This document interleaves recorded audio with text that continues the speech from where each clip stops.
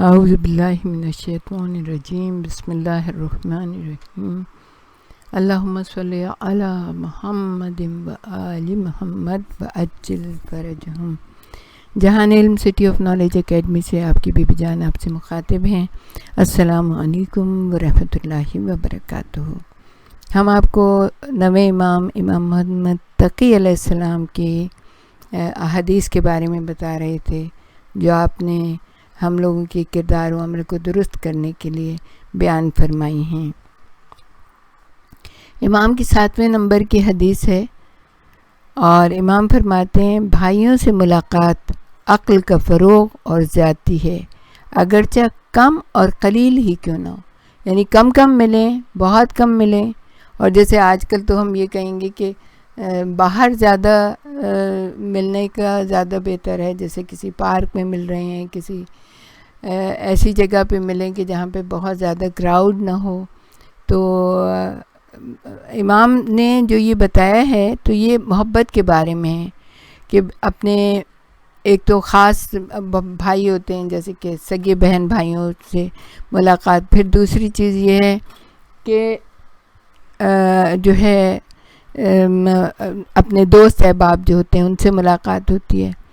تو امام ارشاد فرماتے ہیں محبت بہت سے مسائل کا حل ہے، اور محبت پیدا کرنا عقل مندی کی علامت ہے۔ ایک دوسرے سے ملاقات محبت بڑھاتی ہے، اور اسی لیے امام جو ہے نا ملاقات کی بہت تاکید کرتے ہیں کہ چاہے کم کم ہو لیکن یہ کہ ملاقات کرنی چاہیے۔ تو امام کی جو 8ویں نمبر کی حدیث ہے اس کے بارے میں ہے، امام ارشاد فرماتے ہیں جس نے اپنے ہوا و ہوس کی پیروی کی، اس نے اپنے دشمن کی آرزو کو پورا کر دیا۔ یعنی کہ پروردگار عالم بھی کہہ رہے ہیں نا کہ وہ تمہارا دشمن ہے شیطان، تم بھی اس سے دشمنی رکھو۔ اور یہاں پہ امام ارشاد فرماتے ہیں کہ ہوا و ہوس کی پیروی جو ہے وہ شیطان کی آرزوؤں کو پورا کرنا ہے۔ یعنی کہ انسان جو ہے اگر اسی اس میں لگ جائے کہ جو بھی اس کا نفس کہہ رہا ہے اس کو اسی طرح سے انجام دے، تو پھر کیا ہے کہ اس نے شیطان کی خواہش کو پورا کیا۔ اور شیطان ہمیشہ یہ چاہتا ہے کہ اس کا جو رقیب ہے نقصان اٹھائے اور کسی قسم کا فائدہ اسے نہ پہنچے، اور وہ ترقی نہ کر سکے اور ہمیشہ تنزلی کا شکار رہے۔ اور اب سب سے بڑا دشمن تو شیطان ہی ہے، باقی اور بھی دنیا میں دشمن ہو سکتے ہیں۔ جو چیز انسان کو سب سے زیادہ نقصان پہنچاتی ہے وہ نفس کی پیروی ہے، جو اسے پستی کی طرف لے جاتی ہے اور کامیابی سے دور کر دیتی ہے۔ یعنی کہ اللہ تعالیٰ بتایا قرآن حکیم میں، جس کا مفہوم یہ ہے کہ اس نے تمہارے یعنی کہ باپ کو جنت سے نکال دیا، تو وہ کیا تمہارے لیے ہمدردی کرے گا؟ اس نے انہیں نہیں چھوڑا، تو تم تو ان کی اولاد ہو، تمہیں کیسے چھوڑ سکتا ہے؟ اس نے وعدہ کیا ہے اللہ تعالیٰ سے کہ دائیں سے بائیں سے آگے سے پیچھے سے بہکائے گا، میں تیرے بندوں کو بہکاؤں گا، اور تو انہیں ان میں سے بہت کم کو شکر گزار پائے گا۔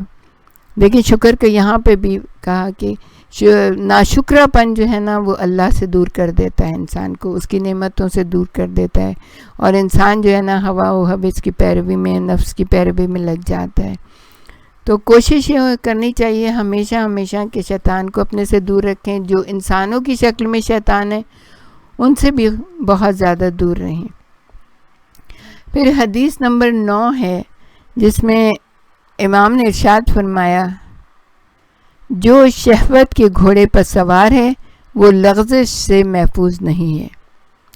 یعنی شہوت جو اپنے نفس کی پیروی، جو برے برے کام کرتا ہے انسان، ایسے ہی ہے جیسے کوئی سرکش گھوڑے پر سوار ہوتا ہے۔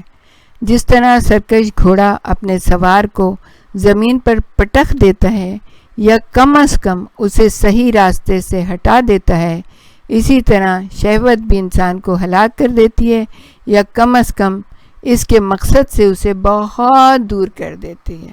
تو اس لیے انسان کو سب سے بڑی چیز کیا ہے کہ اپنے پر کنٹرول رکھنا ہے، پیشنس سے کام لینا ہے۔ دیکھیں دنیا میں بہت ساری چیزیں آتی ہیں، سامنے آتی ہیں، اس کے بہت سارے موویز ہیں، بہت سارے لوگ ہیں، بہت بہت اس کو بہکانے کے لیے چاروں طرف شیطان نے جال بچھایا ہوا ہے. لیکن اگر وہ اپنے آپ کو بچا کے لے گیا تو بس پھر کیا ہے، وہ اپنی منزل پہ پہنچ جائے گا، ورنہ پھر وہ تباہ و برباد ہو جائے گا. ذہنی صحت بھی تباہ، جسمانی صحت بھی تباہ، دنیا میں بھی لوگ اس کو اچھی نظر سے نہیں دیکھتے، اور آخرت میں تو سخت حساب و کتاب ہوگا اس کا. حدیث نمبر 10 میں امام فرماتے ہیں، جو اللہ کے علاوہ کسی اور سے دل لگائے اللہ اسے اس کے حال پر چھوڑ دیتا ہے. سبحان اللہ، کیا بات ہے. دل تو اللہ سے لگانا چاہیے، اللہ سے، اس کے رسول سے، اہل بیت اطہار، دل کو پاک کر دینا چاہیے تاکہ یہ پاکیزہ ہستیاں جو ہے نا دل میں مقیم ہو سکیں. دل اللہ کا گھر ہے تو اس میں اس کو بہت ہی پاک کرنا چاہیے. اور انسان جو ہے سراپا نیاز ہے، اور خداوند متعال ایسا بے نیاز ہے کہ جس کے پاس انسان کی نیاز اور اس کی ضرورت کو پورا کرنے کے لیے سب کچھ ہے. وہ مانگنے پہ بھی دیتا ہے، بن مانگے بھی دیتا ہے. ہم جب پیدا نہیں ہوئے تھے اس دنیا میں تو کس طرح سے ہمیں غذا پہنچ رہی تھی جب کہ ہم 3 تاریکیوں میں تھے. کس طرح سے پروردگار عالم نے ہمیں جو ہے نا ہماری مکمل کیا، ہمیں انسان بنایا، ہمارے لیے راستے کو آسان کیا، ہمارے لیے محبتیں اتنی زیادہ پیدا ہونے سے پہلے اللہ تعالیٰ نے محبتیں دے دیں. سارے کام اس نے کیے، یعنی کہ اس کی ہر ضرورت کو پورا کیا. ہم کچھ مانگ بھی نہیں سکتے تھے، لیکن اس نے جو ہے نا اتنی محبتیں ہماری ماؤں کے دلوں میں ڈال دیں کہ وہ جو ہے نا وقت سے پہلے ہمارے لیے سارے انتظام کر دیں.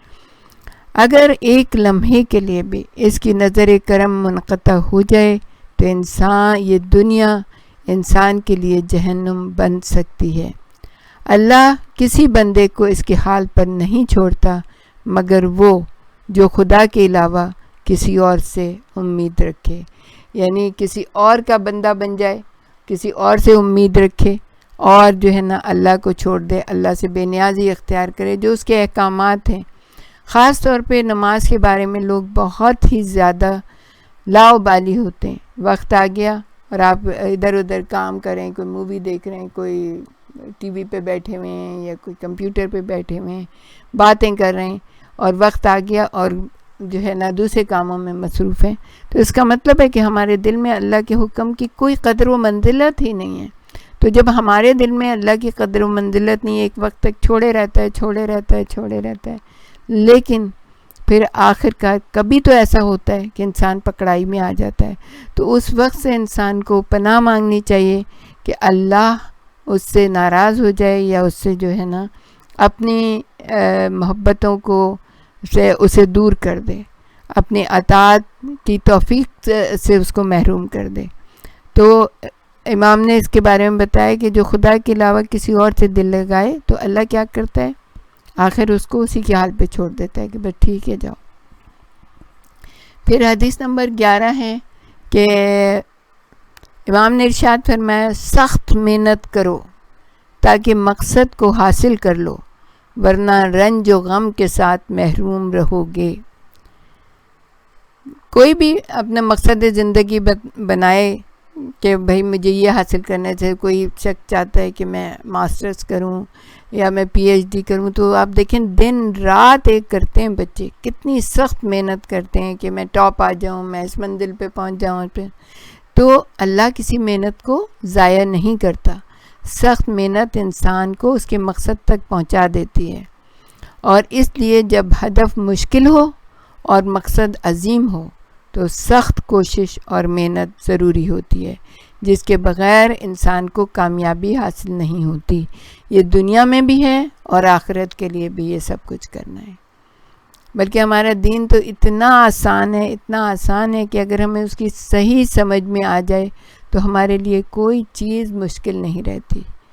تو دنیا بھی حاصل کرنی ہے تو محنت کرنی ہے، اور آخرت بھی حاصل کرنی ہے تو محنت کرنی ہے. اچھا، پھر امام دوبارہ یہ ایک اور حدیث ہے امام کی جو شکر نعمت کے بارے میں، کہ جس نعمت کا شکر ادا نہیں کرو گے وہ اس برائی کی طرح ہے جس کا تم نے استغفار نہیں کیا. اوف اللہ، اللہ پناہ میں رکھے کہ جس طرح گناہ کا مواخذہ ہوگا اور توبہ کرنے سے وہ گناہ معاف ہو جاتا ہے، اسی طرح نعمت کا حساب کتاب ہوگا، اور اگر اس نعمت پر شکر ادا کر دیا جائے تو حساب کتاب سے بچا جا سکتا ہے۔ اسی لیے امام نے ارشاد فرمایا کہ نعمت کا شکر ادا کرو، اور برائی جب کوئی غلطی ہو تو پھر استغفار کر لینا چاہیے انسان کو۔ ہمارے ساتھ ہی رہیے گا، ہم آپ کو اور بھی بہت کچھ امام کی احادیث کے بارے میں بتائیں گے، اور یہ ایک اتنا بڑا خزانہ ہے کہ امام کہتے ہیں ہمارے امر کو پھیلاؤ۔ تو ہم نے آپ تک پہنچایا، ہم نے کسی اور سے حاصل کیا، جلوہ نور سے حاصل کیا، آپ تک پہنچایا، اب آپ کا فریضہ یہ ہے کہ آپ اور جگہوں پہ پھیلائیں۔ یہ ایک سلسلہ ہے، اور اتنا خوبصورت یہ سلسلہ ہے کہ جناب رسول خدا کی ایک حدیث مجھے یاد آ گئی کہ جس نے ہمارے امر کو پھیلایا، ہماری کسی ایک حدیث کو بھی بیان کیا، اس کا مطلب یہ ہے کہ وہ ہمارے کام میں شامل ہو گیا۔ تو اللہ اور رسول کے کام میں شامل ہوں، امام کے کام میں شامل ہوں، اور اس کو زیادہ سے زیادہ جس تک یہ پہنچ جائے وہ اس کو آگے 10 جگہ اور پھیلائے، تاکہ لوگ سنیں اس کو، اس سے فائدہ اٹھائیں، اور جو بھی ایک نیک عمل کر لے گا نا، اس میں آپ کا حصہ اور ہمارا حصہ ہو جائے گا۔ اور یہی چھوٹی چھوٹی چیزیں نا ایک بڑا ڈھیر بن جاتی ہیں عمل کے لیے، اور آپ کو اس میں بہت زیادہ کچھ محنت نہیں کرنی، ایک کلک ہوتا ہے، آپ نے سنا، آپ نے آگے کلک کر دیا، اس نے آگے امام کے امر کو پھیلانا ہے نا، تو اگر امام کے امر کو ہم اس کا وسیلہ اور واسطہ بن سکتے ہیں تو اللہ تعالیٰ کی کتنا بڑا کرم اور احسان ہے ہمارے اوپر کہ ہم اس چیز کو جو ہے نا پھیلائیں، اور اس چیز کو جو ہے نا امام بھی راضی، ہمارے وقت کے امام بھی راضی، اللہ بھی راضی، اس کا رسول بھی راضی، اور انشاءاللہ ہماری ساری مشکلات اور پریشانیاں دور ہو سکتی ہیں۔ وآخر دعوانا ان الحمد للہ رب العالمین۔